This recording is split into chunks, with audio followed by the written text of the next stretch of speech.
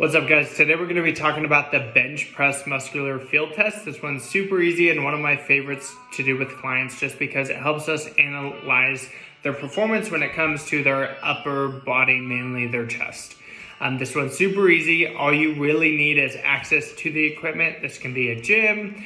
Obviously, you're going to need a bench press, or you can use a Smith machine. Always try and stay away from that just because it can skew as it adds support and it kind of hinders the upward movement as you're restricted of the angles. Obviously, necessary material, you're going to need the bench, the bar, and free weights. I always suggest lifting with a spotter. When it comes to your 1 rep maximum or your 1 RM, it is important to have a spotter just because you are essentially maxing out.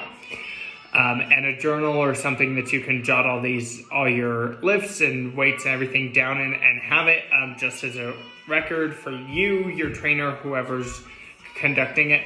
When it comes to pre-test, I always make sure my clients are clear, make sure they're able, there's no health risk, and make sure you have the screening done, the PARQ and all that stuff, and make sure you do have informed consent and explain why you do need this prior. I always try to do it before the day of the lifting. That way there's no added stress. We can just come in, get to business, and not have to worry about all the other stuff.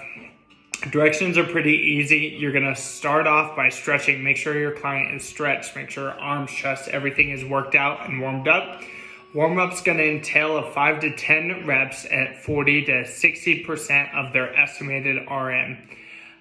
This is going to allow them to get blood pumping and not dive in and risk themselves to injuries, as if we did do the one initial heavy lift to start. Your muscles aren't warmed up, so it can definitely add some more consequences to this.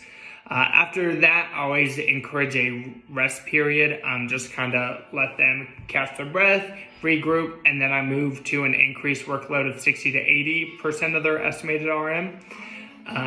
We'll do that for 3 to 5 reps, not much more. After that, we're going to start getting down to business. We're going to start doing the 1 RM. So I'll do this anywhere from 3 to 5 reps, or 1 rep, 3 to 5 sets. Giving them ample rest time, anywhere from 3 to 5 minutes, to have them bring themselves back down, rest, regain focus. When they're doing this, make sure their form is good. If they're not doing proper form and you notice their form starts to kind of go out the door just because they want to lift heavy, make sure you do pull it back, because it's just going to put you at risk of having an injured client, and at the end of the day, that's no fun.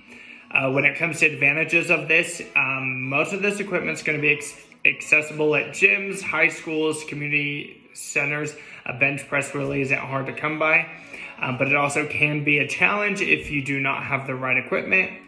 And this test is it's simple. It's one movement. It's not complex. It's very simple as long as the form is right.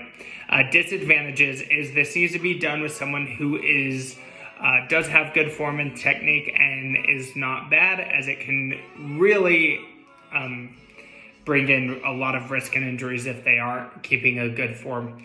When it comes to testing the score, I'll dive into this a little bit more on my results and my assignment. But if you guys have any questions, please reach out to me. I'll link everything below. Thanks for listening. I appreciate it. Bye.